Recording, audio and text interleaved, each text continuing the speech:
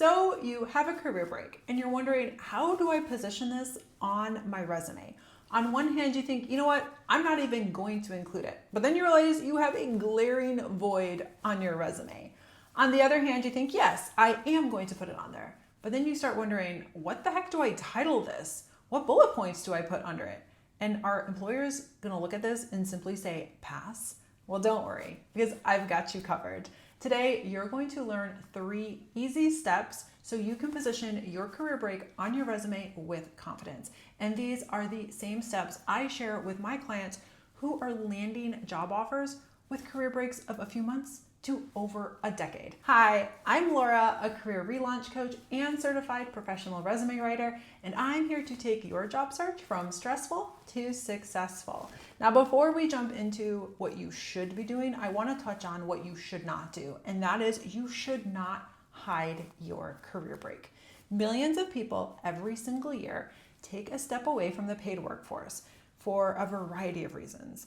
For caregiving, for their own health, or simply because they want a break. Life happens. And if a company is going to judge you because of this, then that is not a company that you want to work for. Now, let's get into how to tackle it on your resume. And the first step is to simply come up with a title that is professional and accurately represents your time away. Now, I say this because I have seen some pretty unprofessional titles before, including domestic goddess or stay-at-home CEO. Remember, your resume is a marketing document, and everything on that resume should be a very professional representation of you. So here are a few examples: career break, caregiver, sabbatical. Keep it simple and professional. Now, the second step is where you're going to start formatting that time away.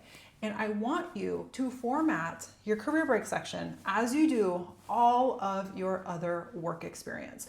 So let's take a look at that very first line and take a look at an example of what you can do. Caregiver, Austin, Texas, 2024 to present, with a small line under that that says, intentionally took a career pause to focus on providing care for an aging parent. Now let's take a look at a line that would be reflective of a paid work experience. Sales director, ABC company, Austin, Texas, 2018 to 2024, increased brand awareness, secured client base, and set sales expectations. We're following the exact same format, so it is consistent and it looks polished. I want to show you another example as well. Career break / family caregiver / Austin, Texas, July 2018 to present. So you can see it's pretty much the same as far as the actual layout, but you're playing with the words and doing so in a way that you feel as though accurately reflects you. And now let's move on to step 3, and that is determining what bullet points to include in your career break section. Now, I do recommend at least 2 to 3 bullet points that are relevant to the position that you are applying to. Now, I actually have a simple blueprint that I like to use. Have 1 bullet point show any type of upskilling or coursework. A second bullet point showing any type of freelancing, contract work, volunteering. And the third bullet point showing any type of membership in associations or organizations. And here is an example of someone who is looking to target an HR role. So the first bullet point talks about their they have advanced their HR knowledge through coursework. The second bullet point talks about contract work that they have in the recruiting space. And the third bullet point talks about their current memberships. Now, the reason this is so great is because 1, it shows that you are remaining current on what's going on in the industry. It shows that you're still networking, you're out there, and that shows a lot too. And if you do have any type of experience that you have had during your career break, please add it here. And here's a big misconception. People think, yeah, but I didn't receive a paycheck for it, or 2, it wasn't for very long. Now, I have had clients who have done very, very seasonal contract work. I'm talking 2 months out of the year. And I'm like, yes, add that. I personally, on my career break, did freelance writing.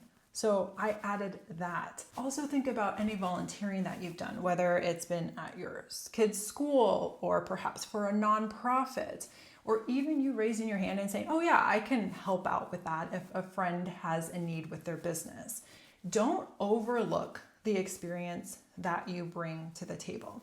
And a side note on the memberships, the associations, the memberships in the associations and organizations, I've had people say, yeah, but I just joined, because like that's a networking strategy that I talk about, is joining professional memberships and associations. They're like, but I've only been a member for like a month.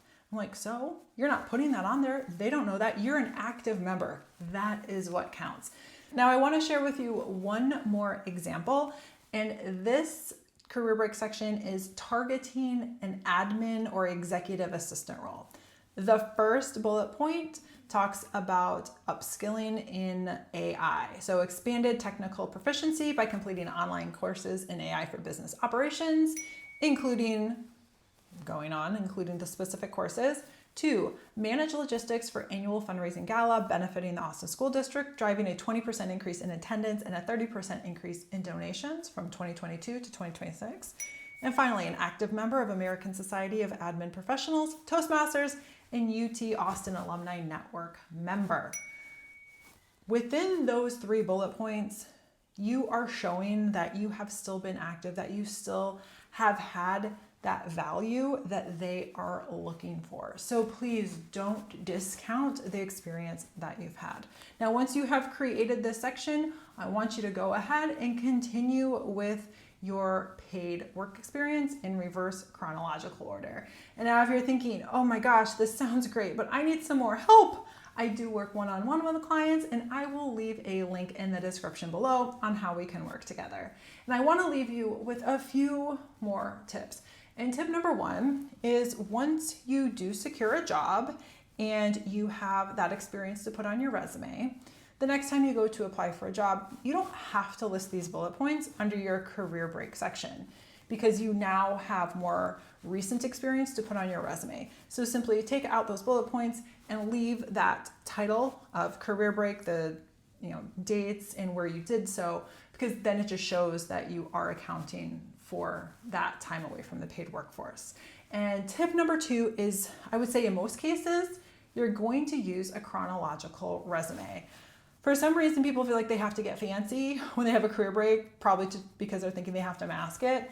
But if you're going to start using functional resumes or hybrid resumes, it's just more confusing for the recruiter. So there are very special circumstances where you might want to explore with those. For the most part though, stick with a chronological resume. And my third tip is, don't lie. Unfortunately, I have seen this.